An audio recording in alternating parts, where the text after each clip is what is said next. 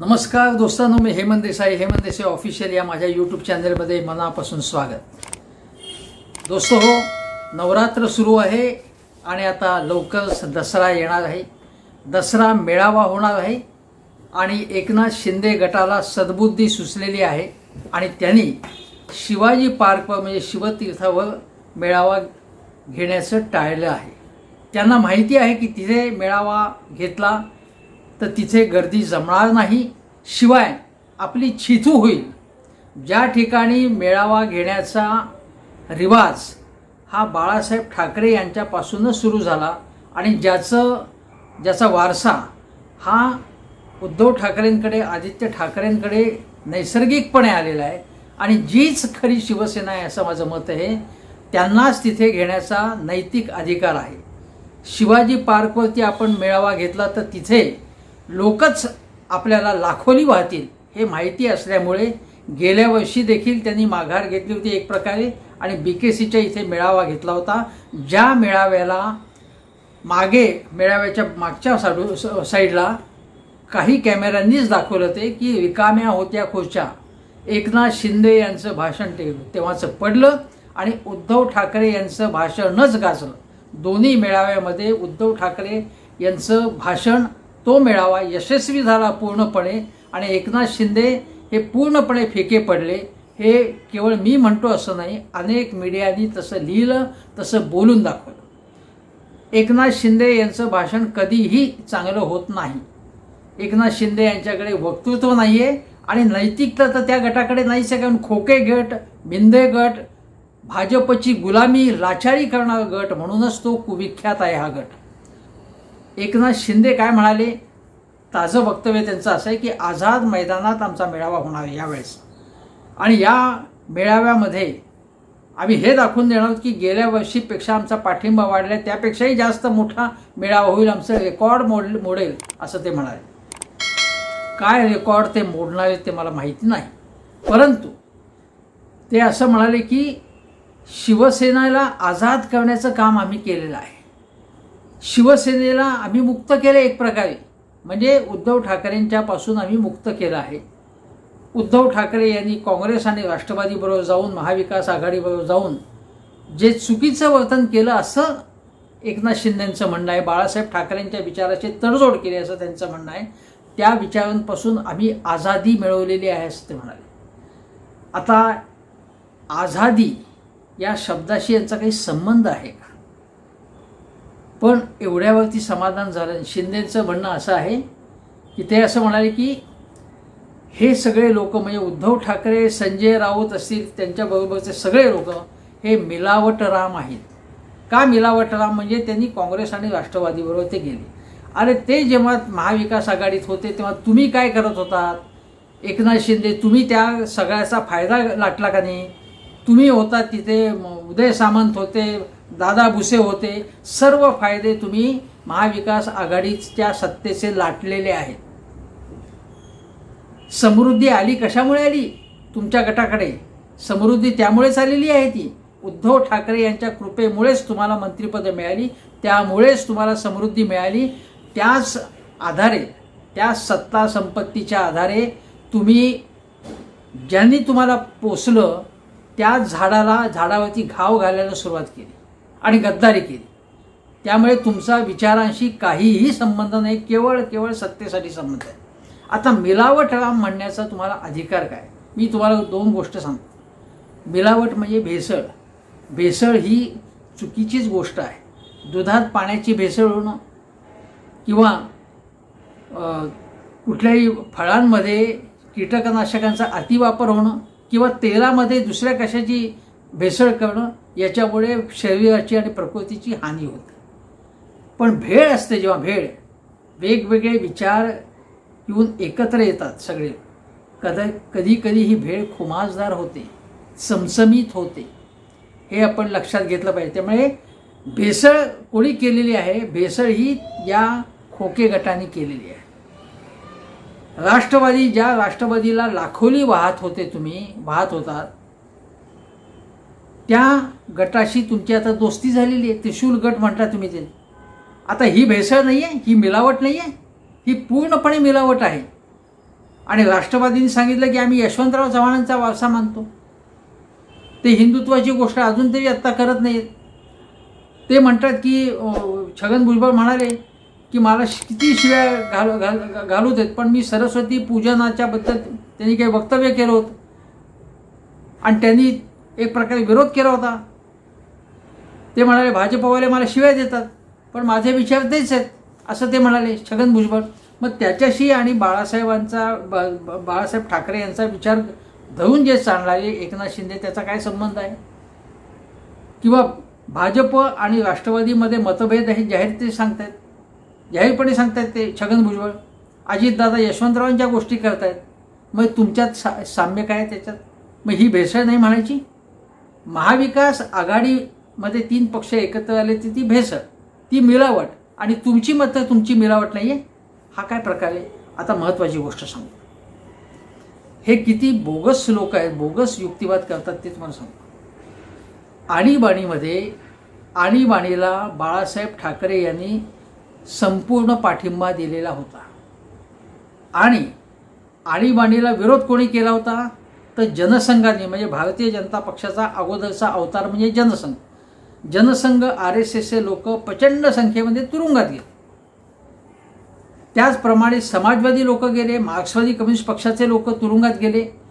पण त्यानंतरच्या अनेक वर्षात समाजवादी असतील किंवा CPMचे लोक सांगत नाहीत की आम्ही तुरुंगात गेलो, आम्हाला पेन्शन द्या. देवेंद्र फडणवीस यांनी तुरुंगात जे गेले होते त्यांना स्वातंत्र्य सैनिकांप्रमाणे पेन्शन सुरू केली. मार्क्सवादी कम्युनिस्ट पक्षाच्या लोकांनी त्याला विरोध केला पूर्णपणे. आणि महत्त्वाची गोष्ट अशी की इंदिरा गांधींनी लोकशाहीवरती घाव घातला, घटनेवरती घाव घातला अशी टीका करणारे जनसंघ म्हणजेच भाजप आजचा, हे लोक आणि बाळासाहेब ठाकरे यांच्यामध्ये किती अंतर होतं? बाळासाहेब ठाकरेंनी तर पूर्णपणे इंदिरा गांधींना पाठिंबा दिला होता, आणीबाणीला पाठिंबा दिला होता. मग तरीसुद्धा तुम्ही बाळासाहेबांना स्वतःच्याकडे यायला सांगितलं. प्रमोद महाजनांनी सांगितलं की आपण एकत्र येऊया, आणि तुम्ही एकत्र आलात. मग ती मिळावट नव्हती? तुम्ही याचं उत्तर दिलं पाहिजे.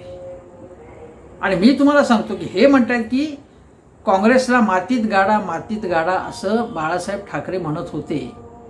पण बाळासाहेब ठाकरे यांच्याच काळामध्ये काँग्रेसची युती शिवसेनेची होती, वेगवेगळ्या प्रकारे युती.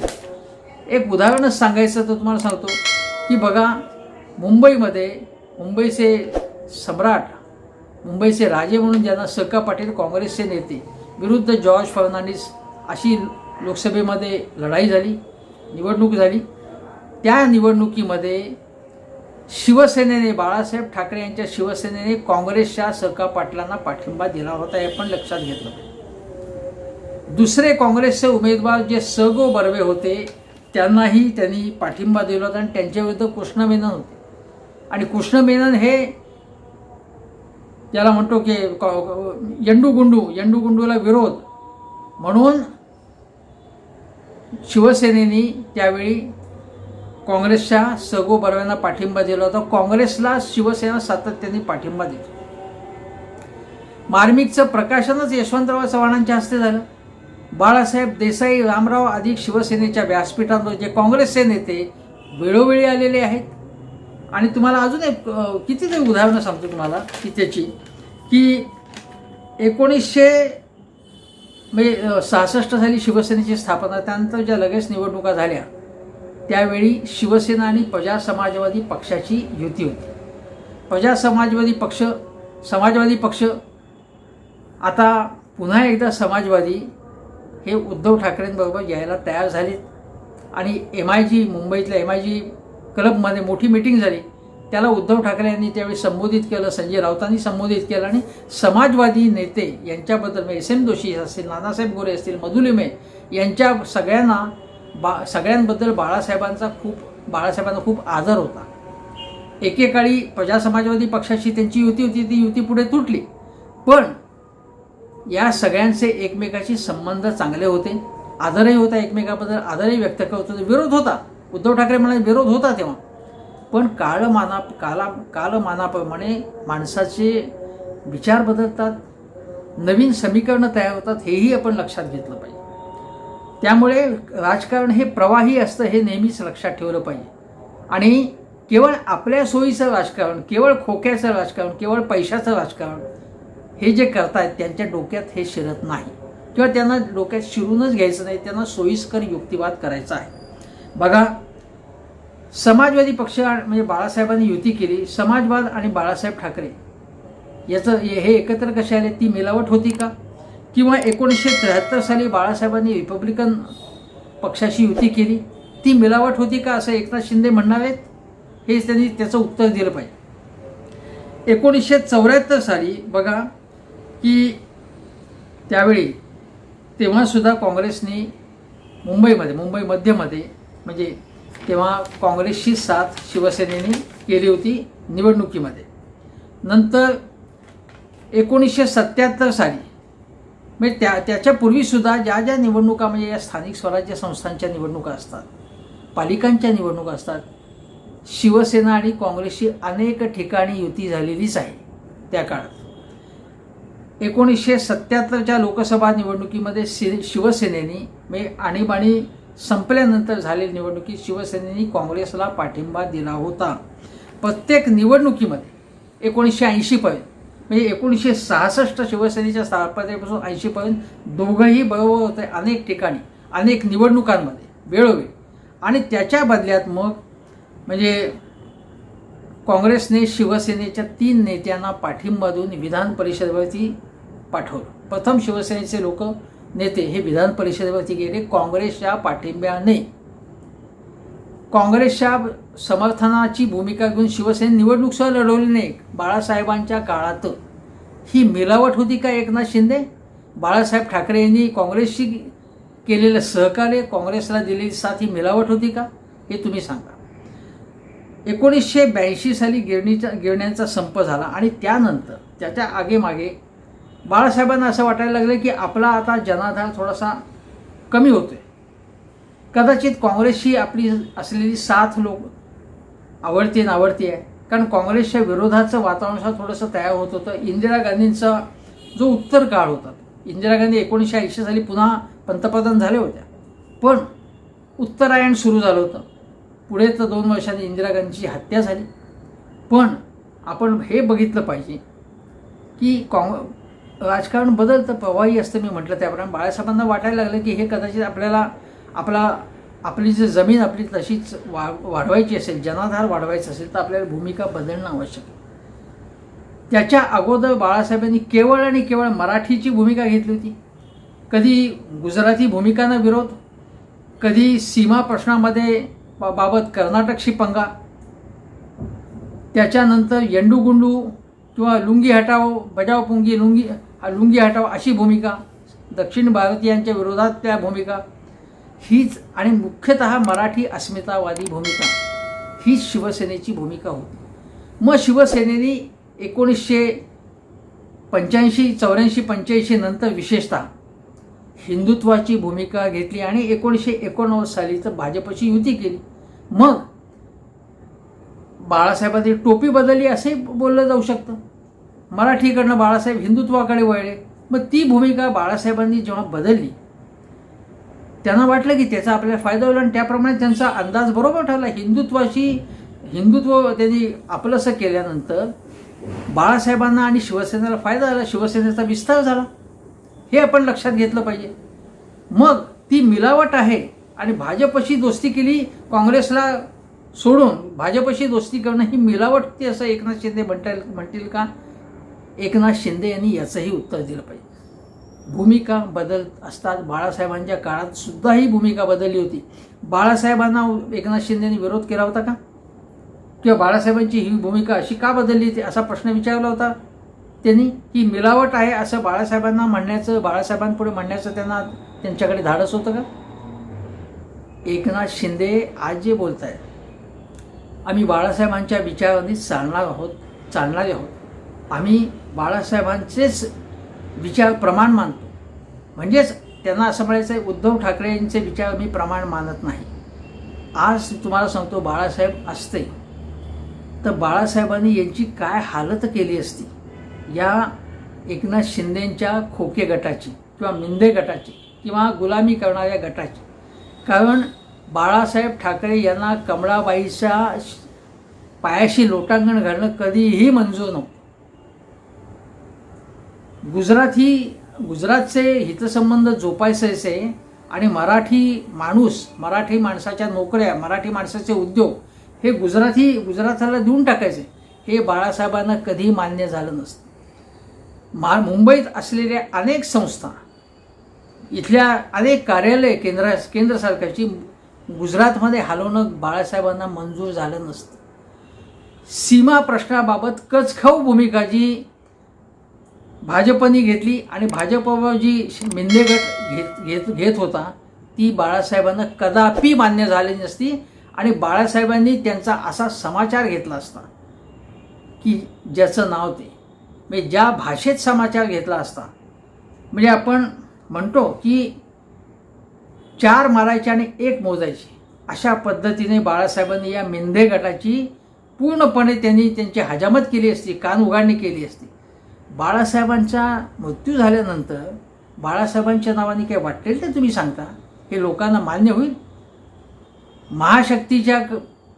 महाशक्तीची लाचारी केवळ करणं, महाशक्तीच्याच भाषेत बोलणं, मग त्यापेक्षा तुम्ही महाशक्ती किंवा भाजपत विलीन का होत नाही? शिंदे गटाचे विचार काय, त्यांची अस्मिता काय, त्यांचा अभिमान काय, स्वाभिमान काय, ते कळायलाच मार्ग नाही आता. पूर्णपणे लाचारी करणारा हा गट, हे लोक हो लक्षात घ्या. काहीही संबंध नाही त्यांचा विचारांशी, बाळासाहेबांच्या धर्मवीरांच्याही विचारांशी संबंध नाहीत. कोणते विचार तुम्ही जगताय हे तुम्ही सांगितलं पाहिजे.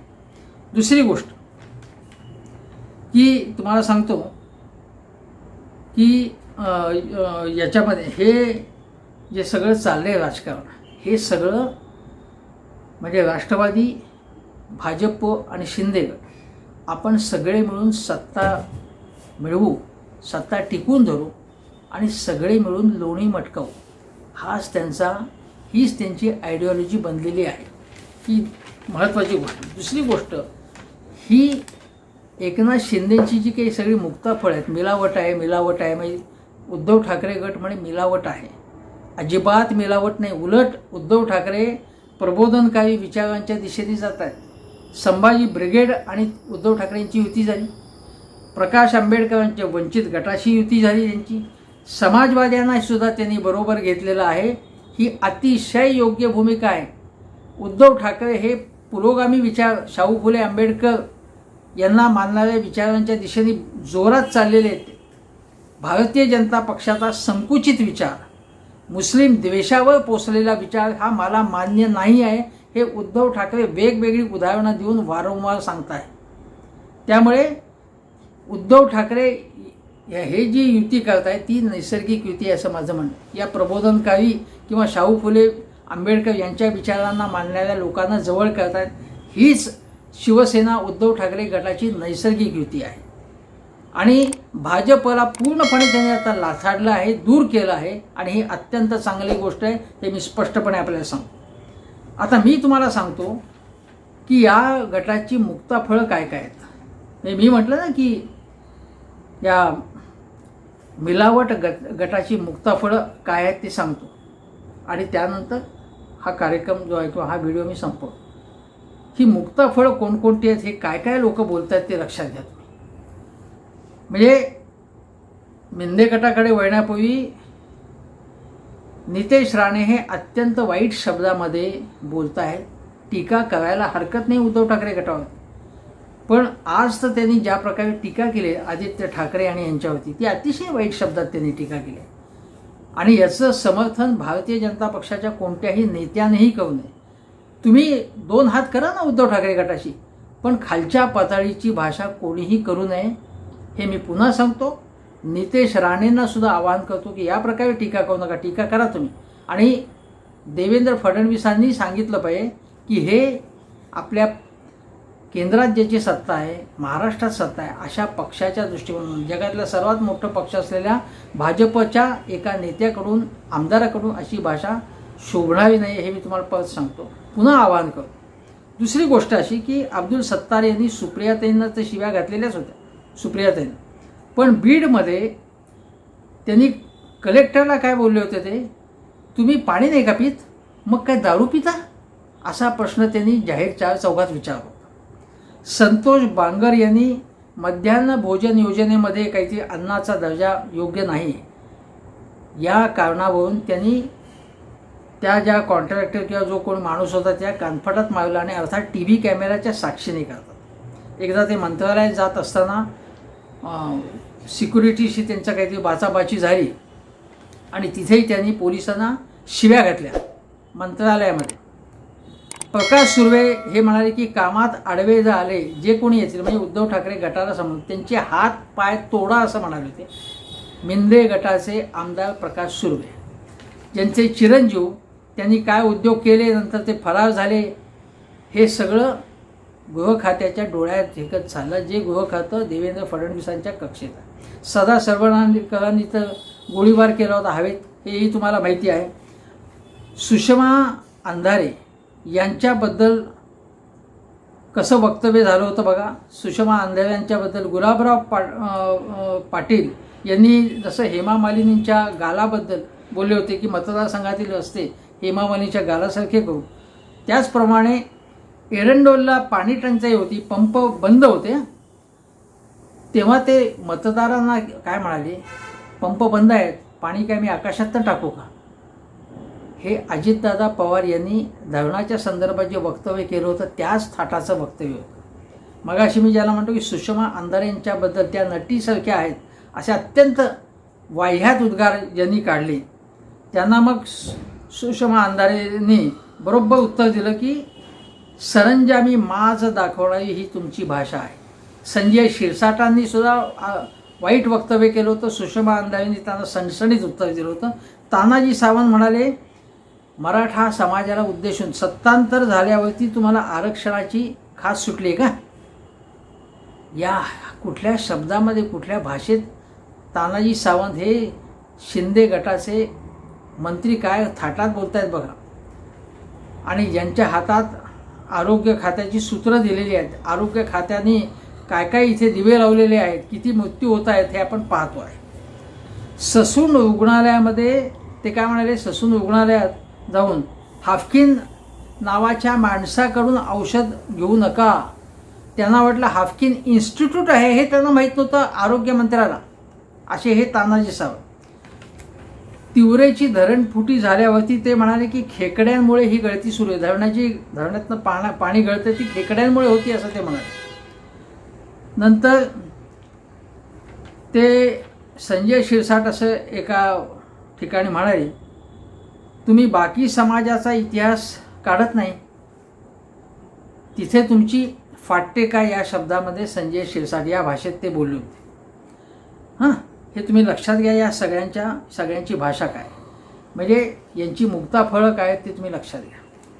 आता तुम्हाला जे शेवटचा मुद्दा सांगायचा तो असा की वसंतराव नाईक आणि बाळासाहेब ठाकरे यांची मैत्री होती. मुंबईमधनं कम्युनिस्ट पक्षाचा, त्यावेळी कम्युनिस्ट पक्ष आणि शिवसेना यांचं 1960च्या दशकात खूप लढाया होत्या, खूप विरोध होता आणि कम्युनिस्ट पक्ष कामगार संघटना जबरदस्त होत्या त्यांच्या. कॉम्रेड डांगे हे आपल्याला माहिती आहे, सगळ्यांचं आदराचं स्थान, संयुक्त महाराष्ट्र चळवळीत ऐतिहासिक कामगिरी. तर त्या गिरणी कामगारांच्या किंवा अन्य सगळ्या कामगार क्षेत्रामधनं कम्युनिस्टांना बाजूला करण्यासाठी शिवसेनेला वसंतराव नाईकांनी त्या मदतीस घेतलं होतं. लार्सन टुब्रो असतील, पार्ले असेल, माणिकलाल या ठिकाणी जे संप झाले होते त्यावेळी ते परत कारखाने चालू होण्यासाठी म्हणून बाळासाहेबांची मदत, शिवसेनेची मदत वसंतराव नाईकांना झालेली होती. त्यावेळी शिवसेनेची भूमिका वेगळी होती. त्यांना असं वाटत होतं की उद्योगधंद्यामध्ये आपण उद्योगधंदे कारखाने सुरू व्हायला पाहिजेत, अशी त्यांची भूमिका त्यावेळी होती. त्यावेळी कम्युनिस्टांची भूमिका क्रांतिकारी अशा प्रकारची होती आणि आहे, त्यावेळी त्यांचा पंगा होता.